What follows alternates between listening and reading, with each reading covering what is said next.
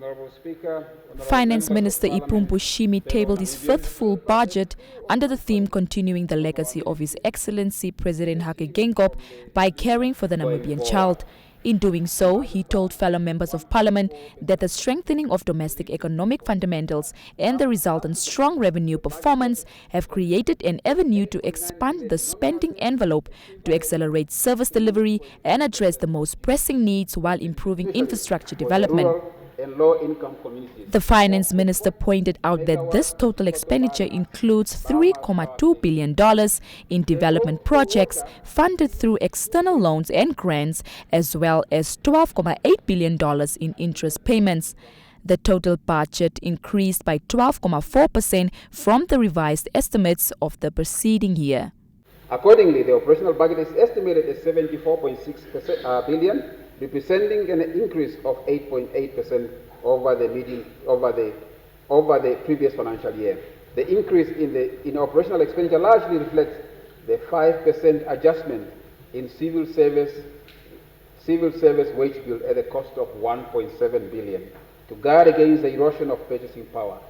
Despite significant inflationary pressures over the past several years, civil servants have exercised extraordinary patience, and we would like to extend our heartfelt appreciation for their forbearance during the difficult economic conditions. The wage bill adjustment is effective from the 1st of April 2024. The operational budget also includes $1.4 billion in once-off legacy tax liabilities of selected public enterprises. This includes those enterprises whose funding was severely reduced due to fiscal consolidation in previous years. The beneficiaries include the University of Namibia, TransNamib, the Namibia Broadcasting Corporation, the New Era Corporation, the National Fishing Corporation of Namibia, and the Roads Contractors Company. I would like to emphasize that this is an exceptional once-off exercise to clear the legacy debt of public enterprises accumulated prior to the establishment of NAMRA. This action is undertaken to enable NAMRA to apply the law to all taxpayers equally. Should any public enterprise accumulate tax liabilities going forward, Treasury is not prepared to offer any support. The finance minister also pointed out that the development budget has been increased significantly by 58.1% to $12.7 billion to close infrastructure gaps. But he expressed concern over limited project execution capacity at most government offices, ministries and agencies, and procurement bottlenecks that translate into underspending of the development budget.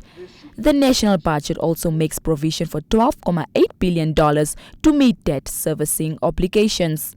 The debt servicing metrics, although stabilizing, still remain above the desired benchmark of 10% of revenue. Therefore, the fiscal framework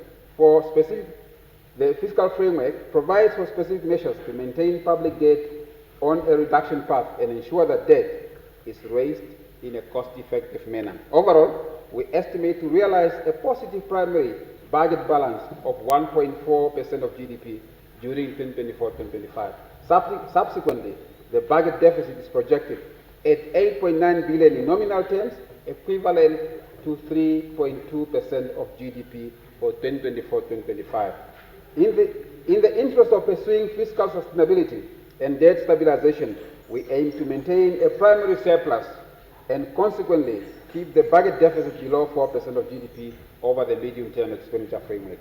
Government will also employ a combination of domestic debt instruments and funding from multilateral organizations to finance ongoing infrastructure projects in the road, water and railway sectors. Yolene Shiapela, NBC News, Windhoek.